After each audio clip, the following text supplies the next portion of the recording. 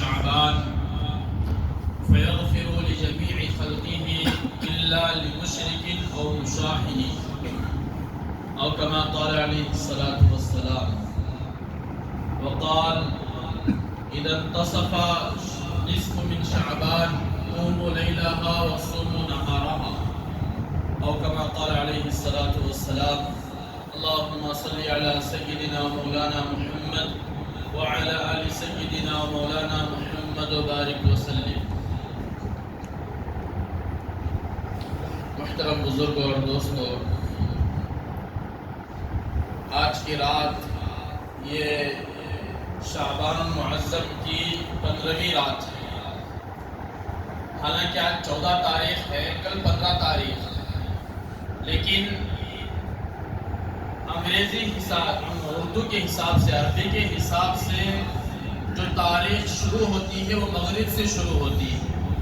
چاند کو دیکھ کر کے جو ہے اسلامی تاریخ شروع ہوتی ہے اور انگریزی حساب سے وہ رات کے 12 بجے ان کی تاریخ بدلتی ہے اور ان کا مہینے کا شمار کیا جاتا ہے. اسی لیے رمضان المبارک کے مہینے میں جیسے لوگ چاند دیکھتے ہیں تو تراویح کا اہتمام کرتے ہیں، تراویح پڑھتے ہیں. کیوں؟ اس لیے کہ ہماری جو تاریخ ہے وہ مغرب سے شروع ہو جاتی ہے اور ہمارا مہینہ مغرب سے شروع ہو جاتا ہے. تو ٹھیک اسی طرح 15ویں رات شعبان کی 15ویں تاریخ یہ مغرب سے شروع ہو گئی.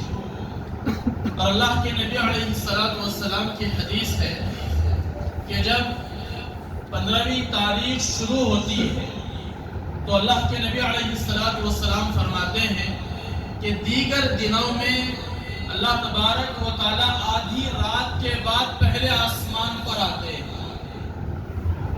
اللہ تبارک و تعالیٰ دیگر دنوں میں، پورے سال کے دیگر دنوں میں ہر دن اللہ تبارک و تعالیٰ پہلے آسمان پر آتے ہیں. اب وہ کیسے آتے ہیں اس کی تعویلات کی گئی کہ اللہ تبارک و تعالیٰ کا جسم نہیں، اللہ تبارک و تعالیٰ کا ہاتھ نہیں، اللہ تعالیٰ کا پیر نہیں، اللہ تبارک و تعالیٰ کا کچھ نہیں ہے. وہ پہلے آسمان پر کیسے آتے ہیں؟ تو علماء نے فرمایا کہ پہلے آسمان پر آنے کا مطلب یہ ہے کہ اللہ تبارک و تعالیٰ کی رحمتیں بہت زیادہ آدھی رات کے بعد متوجہ ہو جاتی ہیں بندوں کے پاس، بندوں کی طرف. تو ٹھیک اسی طرح کہ اللہ کے نبی علیہ السلام فرماتے ہیں کہ جب 15ویں تاریخ آتی ہے شعبان المعظم کی تو اللہ تبارک و تعالی اول رات سے ہی، اول شب سے ہی اللہ تبارک و تعالی پہلے آسمان پر جلوہ افروز ہو جاتے ہیں. اللہ تبارک و تعالی کی تجلیات پہلے آسمان پر مغرب ہی سے پڑھنا شروع ہو جاتی ہے. کیا مطلب ہے؟ کہ اللہ تبارک و تعالیٰ کی رحمت بہت زیادہ بندوں کی طرف متوجہ ہو جاتی ہے پہلی ہی رات سے، شروع رات سے. تو میں نے کئی مرتبہ جمعہ کے خطبوں میں آپ لوگوں کو کہا کہ یہ جو شعبان کا مہینہ ہے یہ رحمتوں والا مہینہ ہے، برکتوں والا مہینہ ہے.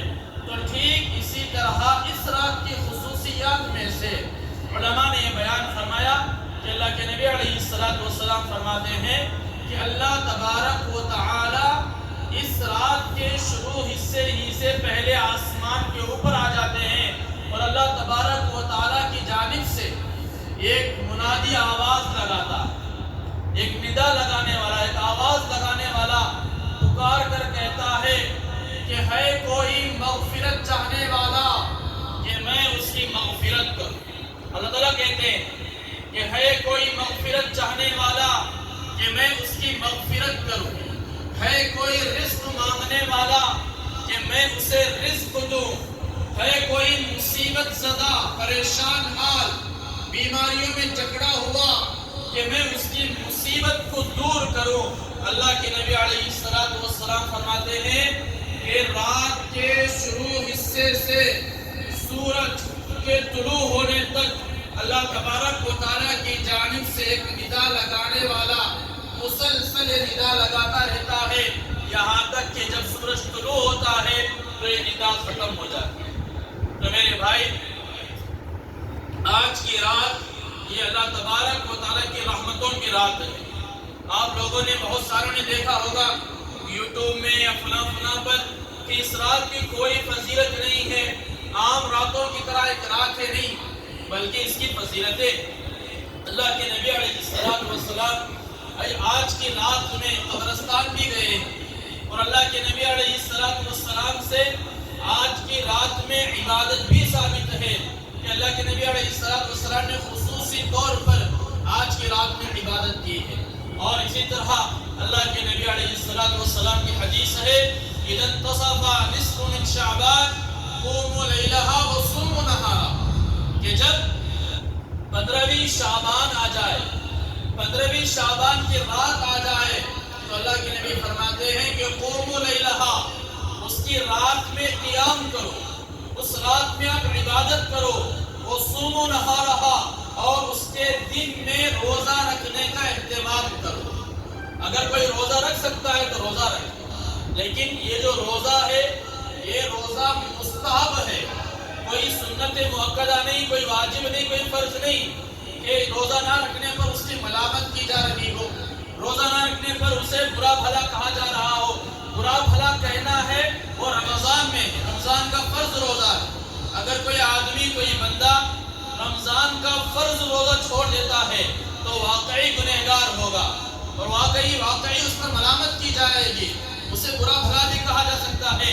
حتیٰ کہ رمضان المبارک کے روزے کی فضیلت کے بارے میں احادیث وارد ہوئی ہیں کہ اگر کسی بندے کے رمضان کا ایک روزہ چھوٹ جائے، کسی بندے کا رمضان مبارک کا ایک روزہ عمدن چھوڑ دیتا ہے تو اللہ کے نبی علیہ السلام فرماتے ہیں کہ علماء نے فرمایا کہ اگر اس کے مقابلے میں اور اس کو مکمل کرنے کے لیے اگر کوئی بندہ پورے سال کے بھی روزے رکھتا ہے اس کی قضا کے اندر، تب بھی وہ جو ثواب رمضان مبارک کے ایک روزے کا ثواب ملتا ہے پورے سال کے رکھنے پر بھی وہ ثواب نہیں ملتا، اتنا ثواب رمضان مبارک کے ایک روزے کا۔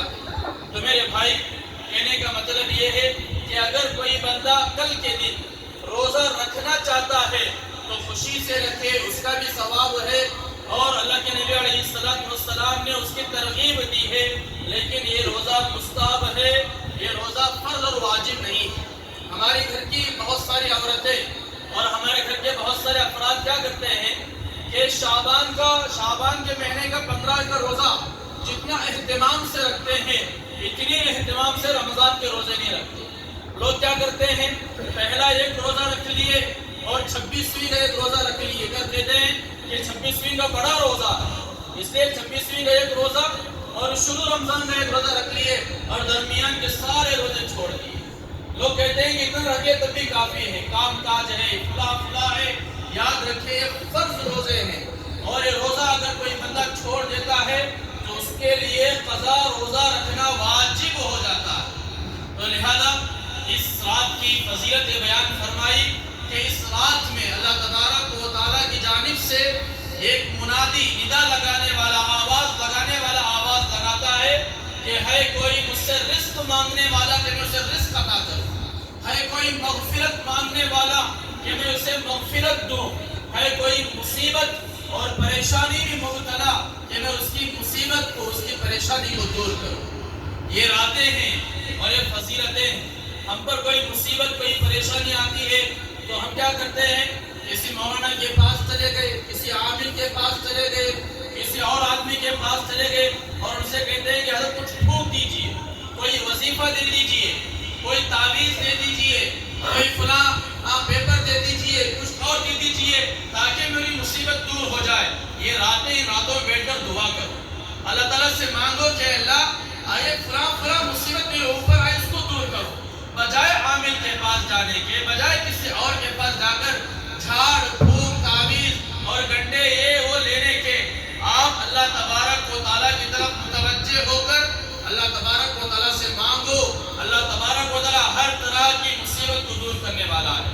اللہ کے نبی علیہ السلام نے فرمایا ہر آدمی کے دل اللہ تبارک و تعالیٰ کی 2 انگلیوں کے درمیان میں، جسے جب چاہے پھر، جسے جیسے چاہے الٹ دے۔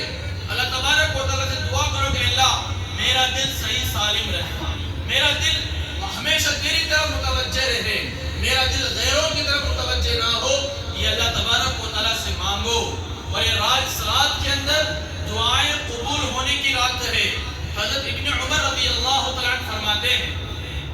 حدیث میں آتا ہے کہ ابن عمر رضی اللہ عنہ حضرت عمر رضی اللہ عنہ کے بیٹے ہیں اور اللہ کے نبی علیہ السلام کے بڑے خاص صحابی گزرے حضرت ابن عمر. وہ کہتے ہیں خمس لیال لا يرد فیہن الدعاء، 5 راتیں ایسی ہیں جن میں دعا رد نہیں کی جاتی، جن میں دعا کو ٹالا نہیں جاتا، جن راتوں کے اندر اگر کوئی بندہ دعا کرتا ہے تو اس کی دعائیں قبول نہ ہو، ایسا نہیں ہو سکتا. کہا خمس لا يرد فیہن الدعاء، یہ 5 راتیں ایسی ہیں جن میں دعائیں رد نہیں کی جاتی بلکہ دعاؤں کو قبول کیا جاتا ہے. وہ 5 راتیں کیا ہیں؟ آپ فرماتے ہیں لیلۃ الجمعہ، ایک رات جمعہ کی رات ہے. پھر کہا اول لیلۃ من رجب، رجب کی پہلی رات، یعنی رجب کا جب چاند نظر آتا ہے تو وہ جو رات ہوتی ہے اس رات میں جو بندہ دعا کرتا ہے اس دعا کو بھی رد نہیں کیا جاتا. پھر آگے فرمایا ولیلۃ النصف من شعبان، اور شعبان کی 15ویں رات، اور شعبان کی اس 15ویں رات میں جو بندہ دعا کرتا ہے، جیسی دعا کرتا ہے بجز یہ کہ اس کی دعائیں کوئی حرام کی نہ ہو، ناجائز کی نہ ہو کہ فلاں آدمی ٹپک جائے، فلاں آدمی مر جائے، میرا یہ ہو جائے، اتنا بڑا یہ ہو، ایسی دعائیں نہیں، بلکہ جو جائز دعائیں ہیں اور مستحب دعائیں ہیں، اچھی دعائیں ہیں، ان دعاؤں کو کوئی بندہ مانگتا ہے تو حضرت ابن عمر فرماتے ہیں کہ اس کی دعا کو رد نہیں کیا جاتا. پھر آگے فرمایا وَلَيْلَةَ الْعِيدِ، اور 5ویں، چوتھی اور 5ویں رات کون سی ہے؟ وہ عیدین کی رات ہے. ایک عید الاضحیٰ اور عید الفطر، یہ دو راتیں ہیں. عید الاضحیٰ اور عید الفطر کی 2 راتوں میں جو بندہ دعائیں مانگتا ہے اس کی دعائیں رد نہیں کی جاتی. تو فرمایا کہ یہ 5 راتیں ایسی ہیں، ان 5 راتوں میں جو بندہ دعا کرتا ہے تو لا يرد فیہن الدعاء، اس کی دعا مقبول نہ ہو، قبول نہ ہو، ایسا ہوتا نہیں، بلکہ اس کی ہر دعا کو سنا جاتا ہے، قبول کیا جاتا ہے. تو میرے بھائی آج کی رات یہ دعا کی رات ہے، اس میں خوب دعاؤں کا اہتمام ہے، اللہ سے مانگو. ہمارے بعض بزرگان دین ایسے گزرے ہیں، بہت سارے ہم میں سے ایسے لوگ ہیں تو 2 منٹ دعا مانگ لیے پھر ہاتھ پھیر لیے. یاد رکھیں ایسی دعا قبول نہیں ہوتی. دعا قبول ہونے کے لیے بہت سارے لوگ شکایت کرتے ہیں کئی دنوں سے، کئی سالوں سے دعا مانگ رہا ہوں، دعا قبول نہیں ہوتی. کیا بات ہے؟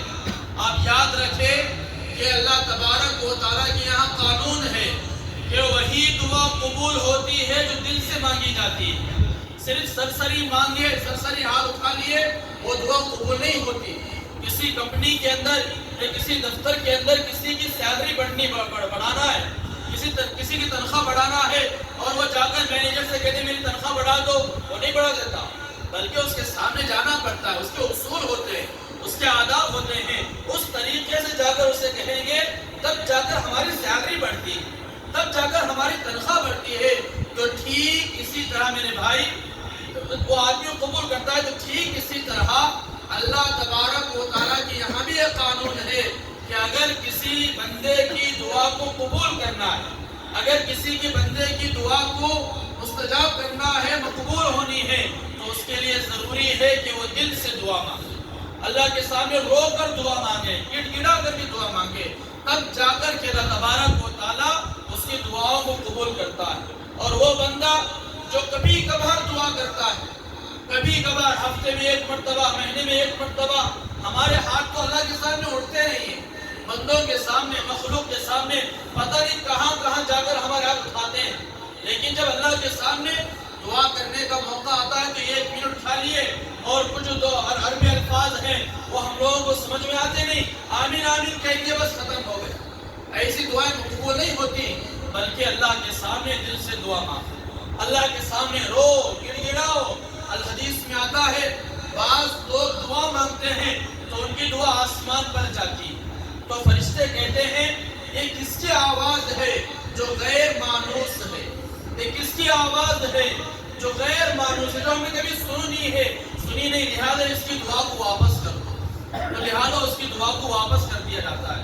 لیکن جو بندہ ہمیشہ مانگتا رہتا ہے، جس کے آواز سے فرشتے مانوس رہتے ہیں، اس کی دعا کو آسمانوں کے اوپر چڑھایا جاتا ہے، اللہ کی بارگاہ میں پیش کیا جاتا ہے اور وہ دعائیں مقبول ہوتی ہیں۔ تو اللہ کے نبی علیہ السلام نے فرمایا کہ اس رات میں دعا کا اہتمام کرو۔ ہمارے بعض بزرگان دین ایسے بھی گزرے ہیں جن کے بارے میں آتا ہے کہ وہ فجر کے بعد اللہ کے سامنے ہاتھ اٹھاتے تھے۔ آپ لوگوں کو تعجب ہوتا ہوگا، لیکن غور سے سنیں، کتابوں میں لکھا ہوا ہے۔ ایک بزرگ اللہ والے فرماتے ہیں کہ ایک بزرگ اللہ والے سے پہلے زمانے میں فجر کی نماز پڑھ کر وہ اللہ کے سامنے دعا کے لیے ہاتھ اٹھاتے تھے۔ ظہر کی اذان پر ان کے آمین ہوتا تھی۔ ظہر کی اذان ہوتی تو وہ اپنے ہاتھوں کو چہرے پر پھیر کر نیچے رکھتے، مسلسل 5-6 گھنٹے مسلسل اللہ کے سامنے دعائیں مانگتے۔ ہم نے کہیں مانگا ہے 5 منٹ مانگ لیا، بہت بڑی بات۔ ارے دعا کے لیے ضروری نہیں کہ آپ عربی الفاظ کی سے دعا مانگو، دعا کے لیے ضروری نہیں کہ آپ انگلش الفاظ کی سے دعا مانگو۔ آپ کو جس زبان میں مانگنا ہے اللہ تبارک و تعالیٰ کے سامنے مانگو۔ ایسا نہیں کہ اللہ تبارک و تعالیٰ عربی بولنے والے کی آواز کو سمجھتے ہیں، انگریزی بولنے والے کے الفاظ اللہ کو سمجھ میں نہیں آتے، نعوذ باللہ، ایسا نہیں ہے۔ آدمی جس حالت میں، حتیٰ کہ اگر کوئی موکا مکا اور گونگا آدمی ہے جسے زبان نہیں ہے، وہ اگر اپنی دل سے دعا مانگتا ہے تو اللہ تبارک و تعالیٰ اس کی دل کی آواز کو بھی سنتے ہیں، اس کے دل کی بات کو بھی سنتے ہیں۔ زبان سے مانگنا آپ کے لیے ضروری نہیں ہے، آپ کی زبان سے انگریزی مانگنا ضروری نہیں، عربی میں مانگنا ضروری نہیں۔ جو الفاظ، جو زبان اور جو لینگویج آپ کو آتی ہے، جو لغت آپ کو آتی ہے، اس لغت میں مانگو اللہ تبارک و تعالیٰ کے سامنے۔ وَإِذَا سَأَلَكَ عِبَادِي عَنِّي فَإِنِّي قَرِيبٌ أُجِيبُ دَعْوَةَ الدَّاعِ إِذَا دَعَانِي فَلْيَسْتَجِيبُوا لِي وَلْيُؤْمِنُوا بِي لَعَلَّهُمْ يَرْشُدُونَ۔ اللہ تبارک و تعالیٰ کہتے ہیں وَإِذَا سَأَلَكَ عِبَادِي عَنِّي فَإِنِّي قَرِيبٌ، کہ جب کوئی بندہ مجھ سے دعا مانگتا ہے تو میں اس کے قریب رہتا ہوں۔ بہت سارے لوگوں کا یہ نظریہ ہوتا ہے کہ ہم فلاں قبر کے پاس جائیں گے، ان سے درخواست کریں گے، وہ اللہ کے پاس مانگ کر کے ہمیں دیں گے۔ یاد رکھیں یہ نظریہ بالکل غلط ہے۔ اللہ تبارک و تعالیٰ کہتے ہیں کہ مجھ سے مانگو، میں دینے والا ہوں، ڈائریکٹ مجھ سے مانگو، یہ کوئی دنیا کا معاملہ نہیں۔ اللہ تعالیٰ خود کہتے ہیں وَإِذَا سَأَلَكَ عِبَادِي، میرے بندوں میں سے کوئی میرا بندہ جب مجھ سے مانگتا ہے، مجھ سے سوال کرتا ہے، عَنِّي فَإِنِّي قَرِيبٌ، میں اس کے قریب رہتا ہوں، اس کے بالکل قریب ہوں۔ اتنے قریب ہے، ایک دوسری آیت میں اللہ تبارک و تعالیٰ نے کہا کہ اللہ تبارک و تعالیٰ ہر بندے سے اس کی جو شہرت ہے، یہ ہے شہرت، یہ گلے کے پاس ایک رگ ہے جو بندے سے قریب ہے۔ اللہ تبارک و تعالیٰ کہتے ہیں کہ میں اس کی شہرت سے زیادہ قریب ہوں، اس کی شہرت سے زیادہ قریب ہوں۔ جو کچھ ہم مانگتے ہیں اللہ تعالیٰ کہتے ہیں وَإِذَا سَأَلَكَ عِبَادِي عَنِّي فَإِنِّي قَرِيبٌ أُجِيبُ دَعْوَةَ الدَّاعِ إِذَا دَعَانِي، اور جب کوئی بندہ مجھ سے مانگتا ہے تو میں اس کے سوال کا جواب دیتا ہوں، اسے قبول کرتا ہوں۔ تو میرے بھائی، اللہ تبارک و تعالیٰ کے سامنے مانگو، اللہ تبارک و تعالیٰ مانگنے سے خوش ہوتا ہے۔ دنیا دار کے پاس جاؤ، کسی پی ایم کے پاس، کسی سی ایم کے پاس، کسی ایم ایل اے کے پاس، کسی فلاں کے پاس جا کر اس سے کچھ سوال کرو تو اس کی ناک اور اپنی ناک چڑھا لیتا ہے کہ مجھ سے اگر مانگ کیوں رہا ہے۔ لیکن اللہ کی ذات ایک ایسی ذات ہے جو مانگنے سے خوش ہوتی ہے اور نہ مانگنے سے ناراض ہوتی ہے۔ اور یہ بھی یاد رکھیں کہ ہماری ہر دعا مقبول ہو جائے ضروری نہیں۔ حدیث میں آتا ہے ہماری ہر دعا مقبول ہو جائے یہ ضروری نہیں ہے، بلکہ بندہ دنیا کے اندر جو دعا مانگتا ہے اس کے بارے میں آتا ہے کہ اللہ تبارک و تعالیٰ اس کے لیے 3 چیزیں رکھتا ہے۔ یہ کہ دنیا میں اگر کسی بندے نے کوئی دعا مانگی تو اللہ تبارک و تعالیٰ اور جس نے جو مانگا وہ دے دیے۔ دعا جو مانگتے ہیں ہم لوگ، جو مانگا وہ دے دیے، یہ دعا کا ایک آپشن یہ ہوتا ہے۔ ہم نے مانگا کہ اللہ فلاں مصیبت دور کر دے، اللہ تبارک و تعالیٰ نے اس مصیبت کو دور کر دیا، اس کی دعا مقبول ہو گئی۔